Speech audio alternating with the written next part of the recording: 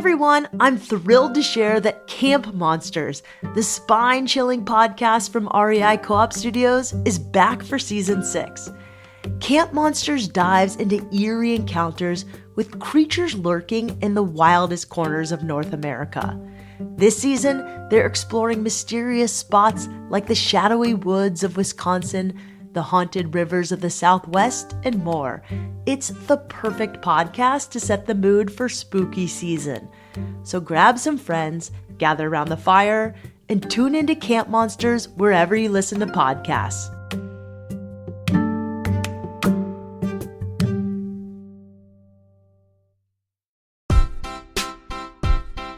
Comedian Matt Lyons, trail name Schmutz, is a thru-hiker who's making a living poking fun at outdoor enthusiasts. Here's a clip from his reel called The Guy You Meet at Run Club. In the video, Matt is wearing a sweat-stained hat, rainbow running glasses, and short shorts. What's up, man? I noticed you're wearing a ridiculous amount of moisture-wicking materials. You must be here for local locomotion. It's our twice-weekly club for people with running shoes brighter than the solar eclipse. My name's Skedaddle. If you've listened to this show before, you know I love to laugh. My producers always joke that I have the same sense of humor as a 7th grader. But what kind of adventure is it if you're not having a little fun? Over the years, I've learned that as much as going after our wild ideas is about reaching goals and pushing outside our comfort zones, it's also about joy and laughter. And you can't have those without a solid sense of humor. Matt Lyons has gone viral on TikTok for his skits that impersonate different stereotypes in the outdoor world, like the people who thru-hike the PCT, ski at Aspen, and run ultramarathons. His videos are funny, thoughtful, and like any good comedy, they have a certain amount of truth to them. First thing we do when everybody shows up is set the daily mileage and pace. Now that can be done several ways, but primarily it's dictated by the median length of our shorts. If I can see 95% of your thigh, we're running 6-minute miles. I'm Shelby Stanger, and this is Wild Ideas Worth Living, an REI Co-op Studios production brought to you by Capital One. Matt Lyons, welcome to Wild Ideas Worth Living. I'm really excited to speak with a comedian. Thank you so much for having me. I appreciate it. I want to start with your trail name, Schmutz. How did you get this trail name? So trail name started on the Appalachian Trail in 2019. That was the first long distance backpacking trip I went on. The first night I met a group of hikers who I then went on to hike with for the next month and a half. They became some of my best friends on the trail. And the third or fourth night, by this point, everyone had a trail name. I was the lone person out.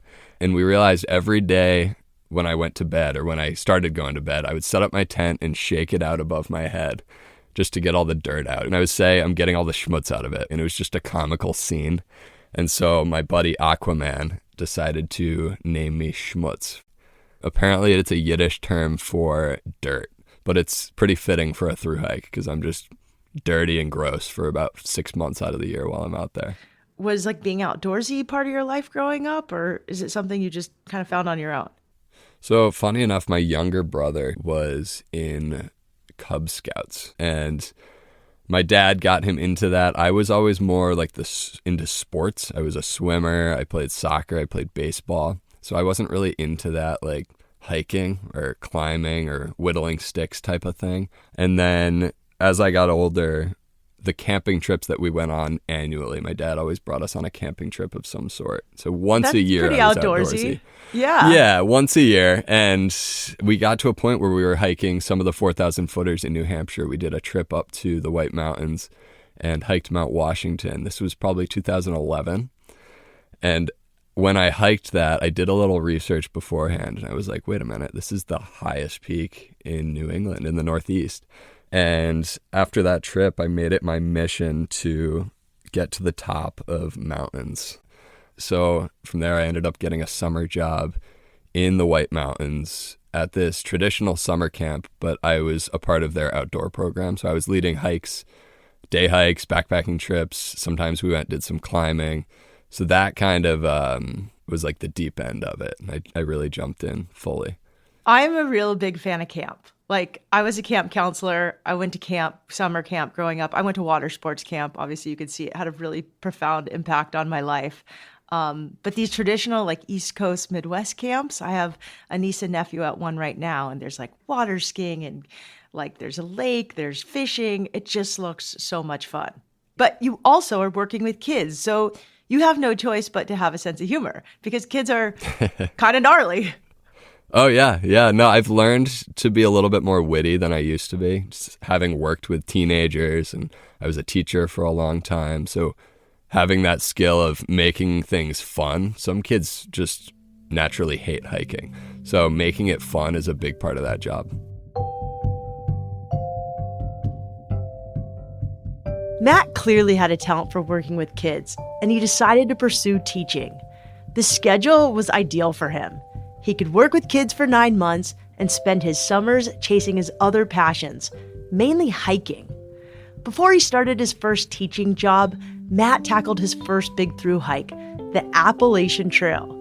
He set out from Springer Mountain in Georgia and hiked roughly 2,200 miles north all the way to Maine. He encountered all kinds of hikers, beautiful scenery, and a number of bears. There was this one time that I was in Shenandoah National Park, which is in the Virginia section, which is the longest part of the trail. It's the longest state on the AT.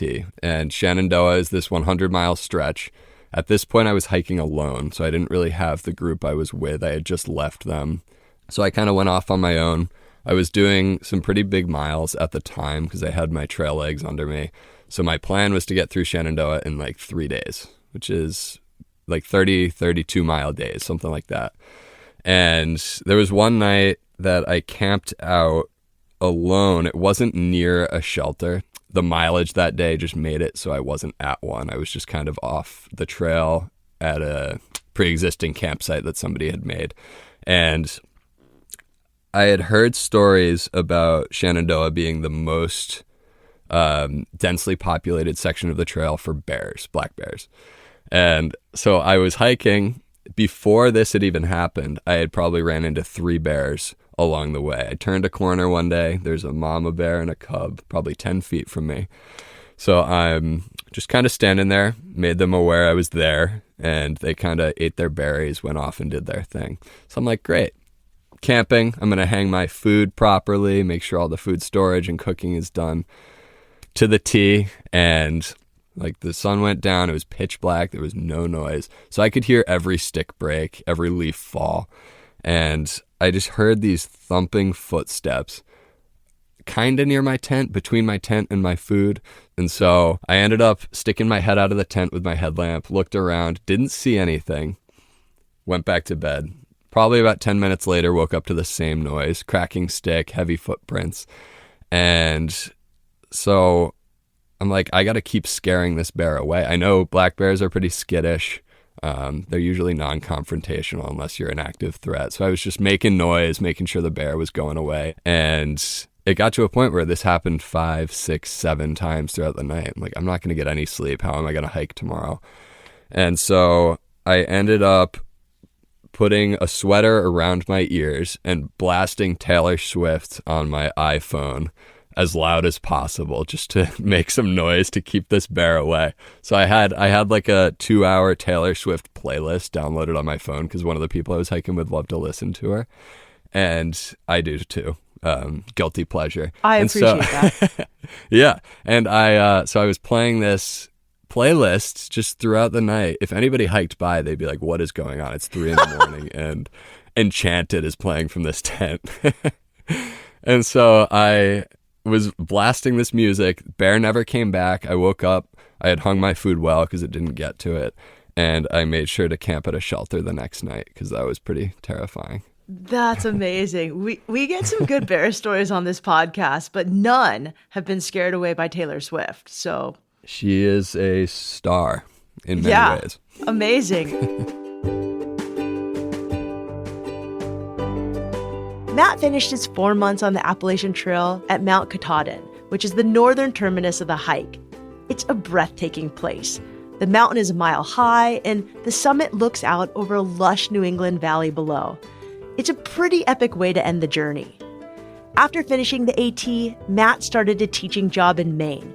He was there for 2 years before he felt the itch to get back to thru-hiking. This time, he came up with a plan to attempt the Pacific Crest Trail. So, 2021, I said at the end of this school year, I'm going to go hike the PCT and then maybe make the move to Boston or Denver, some bigger city. So I went out, started training for the PCT, and about a month and a half before leaving, I overdid it and really strained my IT band in both my right and left leg. I was in excruciating pain. So I went out on the PCT a month and a half later, still in pain, realized this isn't going to work. I got about a week in after popping a lot of Advil and icing it and rolling it out and stretching. I'm like, this isn't working. I'm not going to be able to make it 2,600 miles. So I ended up calling the trip then. Basically went to PT, went to the gym, strengthened my legs, got a few second and third opinions, and they basically just said it was an overuse injury. So I needed to give it time to rest, let the inflammation go down, and properly stretch and strengthen it. And so a year goes by, and I said, I'm going to give this trail another go. And I went back out and ended up hiking the PCT fully, minus some fire closures in 2022. Awesome. How was the PCT different than the AT? I think it was a lot more remote in sections, particularly the North Cascades and the Sierra section in California. There were a lot more environmental hazards like fires and deep river crossings. Fortunately, my plan was to go southbound.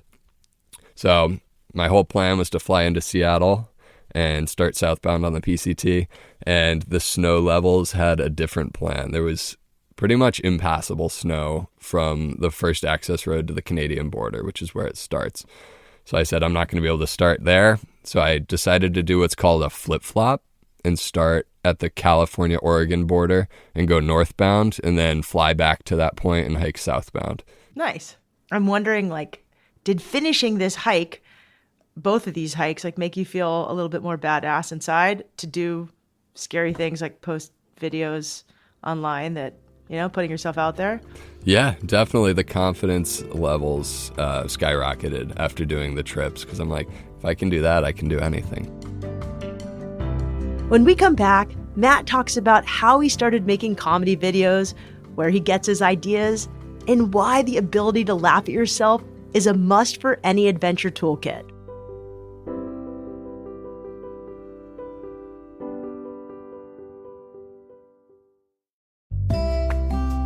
Are you ready to earn more on your outdoor gear? Check this out. The REI Co-op MasterCard is here to give you 5% back in card rewards on all of your REI purchases. That's right, every single REI purchase, from trending gifts to those sweet holiday deals. And here's the best part. You can redeem your rewards as soon as you earn them. So whether you're treating yourself to a new camp stove or surprising friends with the coziest winter socks, you'll have more rewards to use right away. That's why the REI Co-op MasterCard is the gift that keeps on giving. If you're ready to start earning, head over to rei.com/MasterCard-podcast to see if you're pre-approved. That's rei.com/MasterCard-podcast. Terms apply.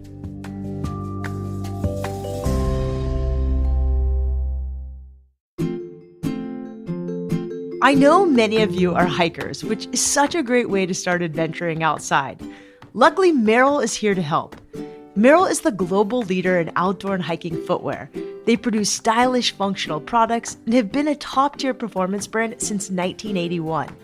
If you're in the market for a new boot for the trails, you gotta check out Merrell's Moab Speed 2. It takes everything you know and love about the traditional hiking boot and blends it with your favorite sneaker, with top-notch traction, support, and comfort. The Moab Speed 2 gives you confidence on any terrain and has extra cushioning for that extra mile I know you want to go for. If you want to check out the Moab Speed 2, head to your local REI store or rei.com today.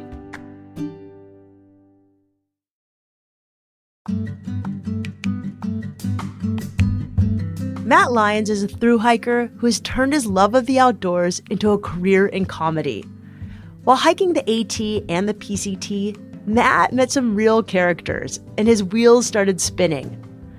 Sometimes we outdoor enthusiasts can take ourselves pretty seriously, so Matt decided to inject a little humor into the world of hardcore adventure. If you go to his TikTok or his Instagram page, you'll see video after video of Matt poking fun at every outdoor stereotype you can imagine. From people who wear socks with sandals to every person who goes long-distance backpacking. He's made hundreds of these videos, and they're all really funny. So where did the comedy come into the hike? Like, how did you realize the outdoors are so ridiculously funny and cliche, and you wanted to make fun of them? The sketches didn't really come into full form until after the PCT, but I took a lot of mental notes on the PCT. So I would see people going ultralight or people cutting their toothbrush in half. We had that guy on. Did you? We had the king of ultralight hiking on, Glenn. He owns Gossamer Gear. He's made. Oh, Glenn. Yeah. Take less, do more. He's a wonderful guy. But yeah, like there's like so much to make fun of. Like, yeah, there's some sacrifices you have to make going ultralight. Yeah. I love Gossamer Gear. I use a lot of their stuff.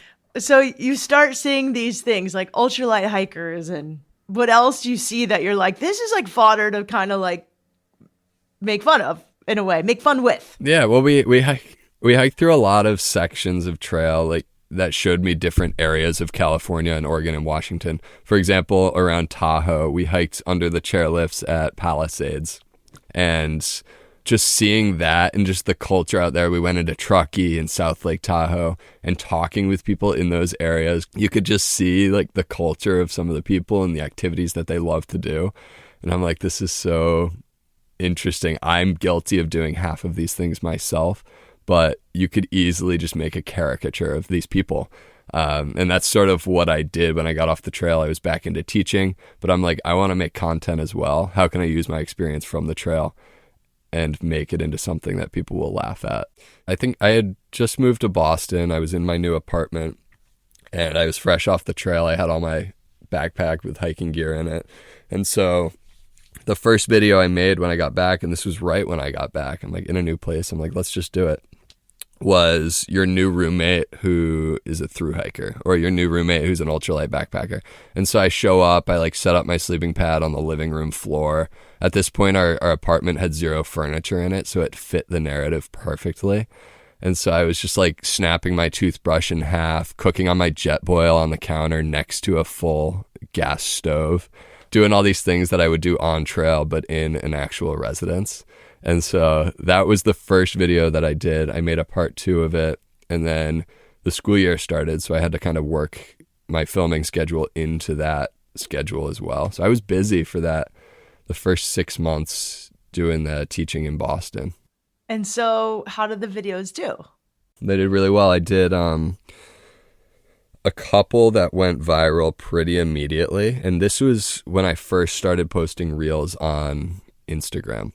I had primarily been doing TikTok before, but I figured, let's try posting on Instagram. And Instagram just took off. And as I'm teaching, I'm trying to keep up with all this growth, and I have brands starting to reach out to work with me. So I'm like, how do I juggle all of this?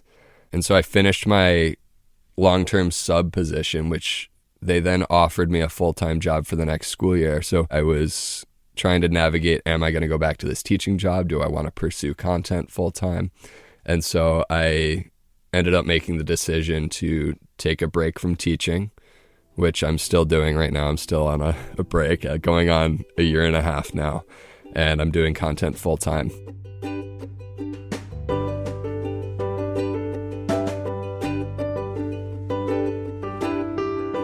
So what's your creative process for making these videos? So what I do is I'll in my notes app on my phone, think of a script, and I'll just write like 6 to 7 one-liners. I'll film them one at a time and just piece it together in one video. So I might do, what's up, my name's Bear from Bend. After work at REI, I like to go and like drink matcha down by the Deschutes River or something like that. I'll write a bunch of stuff like that have to do with that place, and people that live out there just eat it up. I feel like I'm not even a local there, and some people can probably tell that, but other people are like, dude, what neighborhood do you live in? Like, this is spot on. So it's very cool to connect with communities and people in different parts of the country too. And I think that's part of the reason my page grew so much, is because I'm pulling people from all these different populations. And when you're writing scripts about these cities, what are you looking for in them? Like the most cliche, outdoorsy, funny commonalities? Like, talk to me about that. Yeah, if I have any connections there, I'll reach out and I'll be like, hey, what can you tell me about people who just moved to this city? Commonalities amongst those people, or things I should mention that people would really resonate with. I'll search Google to be like, first timer in Bozeman, what should I do? And then I'll like incorporate that into the video. So it is a lot of research for those location specific ones. But then there are some videos where I can write a script in 10 minutes because it's all about me. You know, it's something that I enjoy doing, so I know everything there is to know about it. In one clip called Every Person Who Runs Ultra Marathons, Matt is dressed like your standard outdoorsman. Backwards mesh hat and a puffy hooded jacket. He begins the video by saying that when he was young, his parents told him he couldn't play video games. Instead, his options were to join the chess team or run hundreds of miles through the woods. My name's Fasciitis, and I'm training for an ultra coming up called Hair of the Dog 250. It's like a beer mile, except you do it 250 times. Whenever somebody tells me they're doing 26.2 miles, I just think, whoa, that's a pretty solid way to spend a lunch break. Since college, I've been wondering, how can I experience hallucinations without psychedelics? And I had no idea that all I had to do was run 24 hours straight. 50K, 50 mile, or 100K, I've done them all. And it might look like I'm physically in pain while I'm doing it. That's because I am. But when I finish, I just can't help but think, damn, I want to do that again.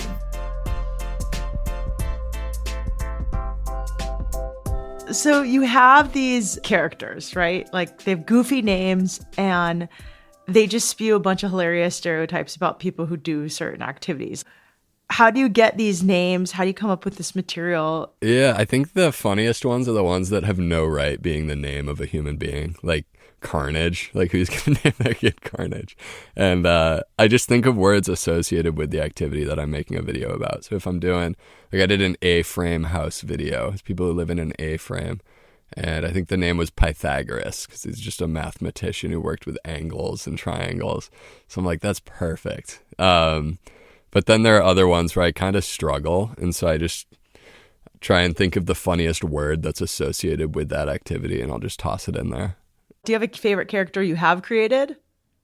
Yeah, my favorite one is probably the guy who skis at Aspen. He spends most of his days drinking $700 bottles of champagne up at Cloud 9, which is this basically bar restaurant on the side of, I think it's Aspen Highlands, which is one of the 4 peaks in the Aspen Snowmass family. What's going on? My name's Caviar, last name Chalet. Welcome to Aspen. The snow is incredibly deep. So are our pockets, though. I've been coming here since I was a kid, and I had zero clue you could even get here via car. Also, if your goggles don't have interchangeable lenses, don't even talk to me. I'm thinking now that we took our 2 runs of the day on our $3,000 ski setups, we hit the White House Tavern and grab a couple chicken sandwiches. Did you see Gucci and the North Face made a jacket together? It's perfect because I needed a backup layer anyway. Why don't you guys come back to Casa de Caviar and we'll have some Opry shrimp cocktail, maybe some beef tenderloin. He lives in a, I think, 16,000 square foot chalet at the base of Ajax and just drinks IPAs and has bottomless bowls of beef tartare for his golden retriever. Matt told me he has some fun characters coming up, like Fennel, the guy who frequents the farmer's market, and Bushwhack, who lives in a Sprinter van. I went down a real rabbit hole watching these videos, and I've encountered so many people who are exactly like the characters Matt creates. As an outdoorsman himself, Matt has gathered plenty of material from the hikers, climbers, and runners he's met. He doesn't take himself too seriously, and he hopes that his audience doesn't either. I've always thought the highest form of like a compliment and like the best test of a character is if you can laugh at yourself. Have you always been like that, or have you ever been like a little sensitive? Because I also know some comedians that are pretty sensitive. Yeah, no, I'm pretty hyper aware of my qualities as an outdoorsman. I by all means tried to get my backpack as light as possible on the PCT. I did get some ultralight gear. I also snowboard. I wear bibs when I go snowboarding, which is another video I did. So a lot of these things. You wear bibs. Like you don't just wear a snowboard jacket and pants. You wear the full bib. Right. You need the whole deal. I love that. So not only is it fun to poke fun at, but a lot of these things are very practical. Like it makes sense that people do these things and have these items in their armory, if you will. So I think I have pretty thick skin. I don't really take offense in many things. If they're like poking fun at the stuff that I do, I kind of jump right on board and I'm like, yeah, that is kind of ridiculous, huh? I roll with the punches if I can. I love a good joke, especially one that I can relate to, even if it's poking fun at something that I do or a place I live. Matt recently came out with a video titled Every Person Who Lives in San Diego, and he's wearing the same Bird Rock surf hat I actually own. My team also got a laugh out of Matt's video called That Friend Who Takes Spike Ball Too Seriously. We'll link to it in our show notes. To watch more of Matt's sketches and follow along on what he's up to, you can find him on Instagram and on TikTok at Matt S. Lyon. That's MattSlyon.